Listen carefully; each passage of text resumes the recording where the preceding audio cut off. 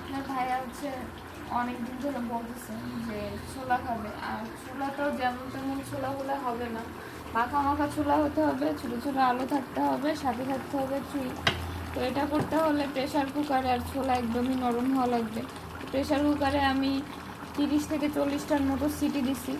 তারপরে এই যে এখন ছোলা সিদ্ধ করে জ্বালাচ্ছি। আর বেশিরভাগ জিনিস আমি বাসায় তৈরি করার চেষ্টা করি, সবসময় চেষ্টা করি যাতে বাসায় খাবারটা তৈরি করা যায়। এখন আবদার করছে কি আর করা, তাই বানাচ্ছি। আর আজকের ওয়েদারটা এমন, রাত্রে এত ঠান্ডা পড়তেছে, আমার এত শীত করতেছে।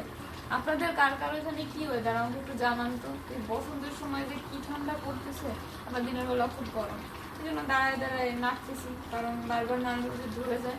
আপনারা ট্রাই করে দেখতে পারেন, চুই ঝাল দিয়ে এরকম ছোটো ছোটো আলু করে, আর ছোলাটা হবে নরম, মাখাটা কিন্তু খুব সুন্দর হয়। তো আপনারা কে কোথা থেকে আমাকে দেখতেছেন অবশ্যই কমেন্ট করে জানাবেন।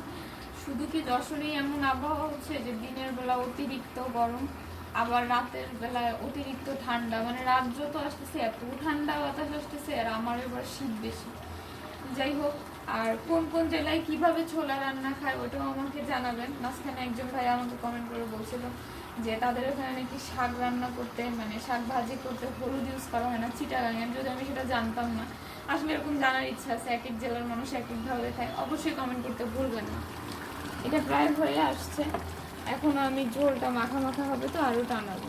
আর প্রত্যেকটা জিনিস দেখেন কীরকম সেদ্ধ হয়ে গেছে, চুইগুলাও দেখেন এই যে নরম হয়ে গেছে, বুঝছেন? আশা করি খুব মজাই হবে।